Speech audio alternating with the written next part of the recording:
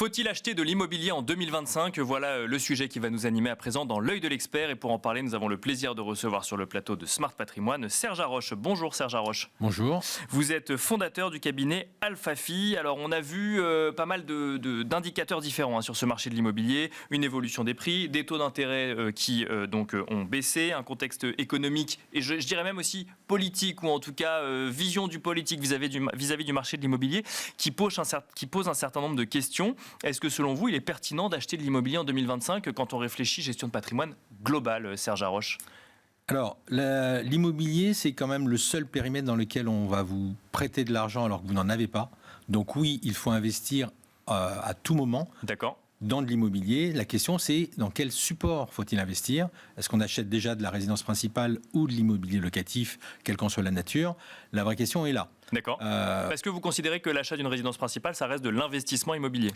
Ça dépend de la tendance du marché. Si la tendance est haussière, comme on l'a connu dans les 25 dernières années, oui, parce qu'on a profité à la fois de la chute de la crise de l'immobilier en 95 et du passage à l'euro, où on a eu un coup de boost de 2020 à 2025, et là, c'était pertinent parce qu'on faisait à la fois une forte plus-value et on se logeait. Aujourd'hui, on a connu une correction avec une hausse très importante des taux d'intérêt, puisqu'on est passé de 0,80 à 3, voire 4%. Là, ça recorrige un petit peu. Mais globalement, l'investisseur était habitué à des taux d'intérêt assez bas. Bien sûr. L'immobilier en a profité pour monter. Et là, on assiste plutôt à une correction du marché. Et que je considère qu'à partir du moment où on achète sa résidence principale et qu'on n'y reste pas forcément longtemps, eh bien, devoir déménager dans 5, 7, 8, 9 ans et espérer avoir une plus-value qui permette de rattraper les frais de notaire et tout ce qui a été engendré comme frais pour cette acquisition, c'est pas forcément aujourd'hui judicieux. Ça le sera peut-être plus tard, mais aujourd'hui, il vaut mieux faire de l'investissement locatif. Ça répond du coup à la question que j'allais vous poser. Donc plutôt investissement locatif en 2025. Ouais. Donc votre conviction, c'est il faut faire de l'immobilier, mais plutôt de l'investissement locatif. De toute façon, après, il faut juste choisir son support en fonction du marché et des opportunités.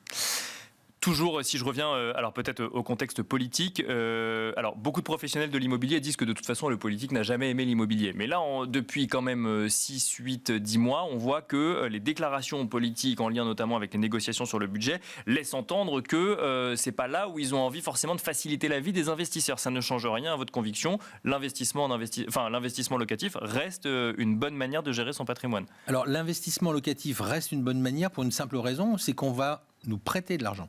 On va pouvoir emprunter. C'est ça, bien sûr. On va pouvoir faire un effet de levier. L'argent de la banque pour pouvoir investir en notre propre nom et capitaliser au fur et à mesure.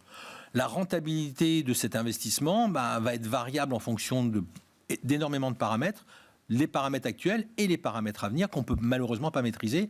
Mais comme dans tout investissement, il y a un risque. Et il y a un risque immobilier, il y a un risque de taux d'intérêt, il y a un risque de marché. À un moment donné, si on veut investir, il faut accepter de prendre des risques. Un investissement locatif début 2025 dans un contexte où les banques prêtent, est-ce que ça suffit à se lancer ? Est-ce qu'il faut quand même se constituer un apport pour potentiellement aller vers ce type d'investissement, peut-être aller au-delà de ce que peut demander une banque par exemple ? Est-ce que c'est stratégiquement intéressant ? Alors, il y a deux choses quand on décide d'investir dans l'immobilier. La première à laquelle on ne pense que très rarement, c'est d'avoir de la liquidité et de la liquidité de côté pour faire face à tous les aléas qu'on peut avoir lorsqu'on fait un investissement, essentiellement quand on fait d'ailleurs un investissement en direct, c'est-à-dire en achetant une petite surface ou une surface plus importante, avec tous les aléas qui sont liés de la vacance locative, aux travaux, aux charges, etc. Donc oui, il faut avoir de la liquidité et non, il faut éviter de mettre de l'apport dans les opérations parce que on augmente le levier en empruntant auprès de la banque. D'accord. La liquidité servant soit à pouvoir réinvestir en cas d'impossibilité d'emprunter ou de restriction des conditions de crédit, soit en cas d'aléa de la vie, à la fois de la vie de l'investisseur et de la vie du bien immobilier en tant que tel. On rappelle, et vous l'avez dit, que quand on fait de l'investissement immobilier locatif, c'est pas forcément achat en direct, ça peut être tout à fait. Donc de l'immobilier meublé aussi, mais de la SCPI également. Très rapidement, l'objectif final d'une démarche d'investissement locatif, quel est-il sur le long terme ? Alors sur le long terme, en fait, la démarche de tout type d'investissement immobilier compris, c'est d'atteindre un objectif propre et identique à 7 milliards d'individus, c'est d'être heureux. D'accord. D'être heureux sur Terre, ça a un prix. La question, c'est est-ce qu'on en a les moyens ?